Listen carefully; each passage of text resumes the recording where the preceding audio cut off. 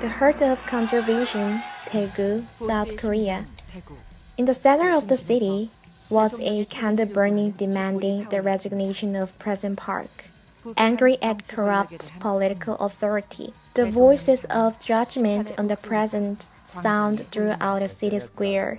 As it became much easier for people to share political and social issues through social media and smartphones, people become more engaged with politics. The issues brought to light by the candle-burning demonstrators spread quickly through social media. Candlelight passes through the square between citizens, who stand shoulder to shoulder with strangers.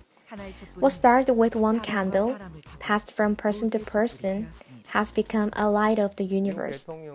In the U.S. presidential election, Trump's analysis of personal symbols, lifestyle, and personality led to the creation of 32 different ads, reflecting a wide variety of people's different tastes, hobbies, and desires.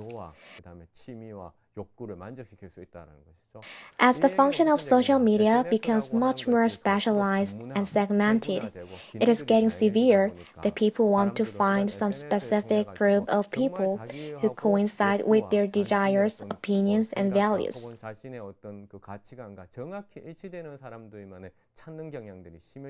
Here we have to distinguish between social media and candlelight rallies in the square. When we come to the square, we do not care if you do not agree completely with me.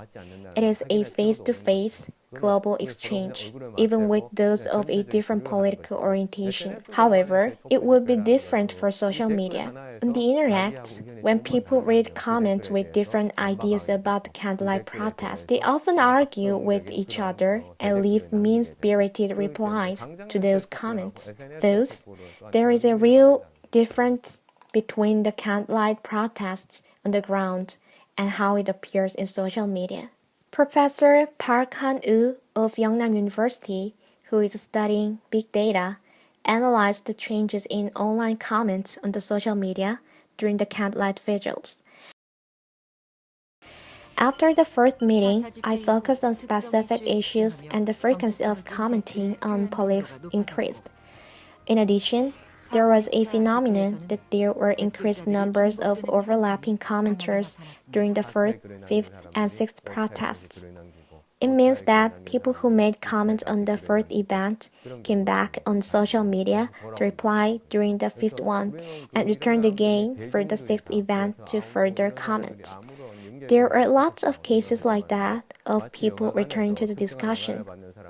This is not just a bunch of groups with no connection between them, but they do share the same consciousness, which comes from the shared experiences of offline gatherings, and it gets stronger as time goes by. On the day of the Park Samo group gathering, with top TV entertainer Jae-dong Kim's speech occurring at the same time, the result of the analysis shows that there were a lot of encouraging comments on the Facebook pages of anti-protest. However, there were mainly negative comments which appeared on the page of Pro-Park's group.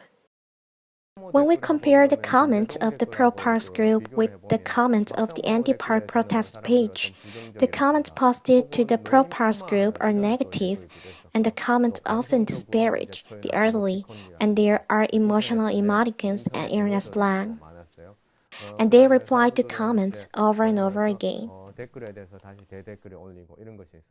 There were also people who made comments on all of the 3 pages. We can see by their profiles that they are just ordinary people.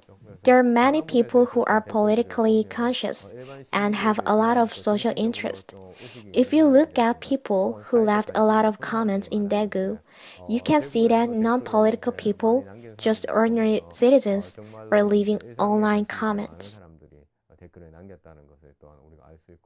Unfortunately, I felt the civil society groups did not use social media properly. They could not provide a unified channel for the rally, and there were no guidelines as to which hashtag should be used when people commented on the candlelight vigils.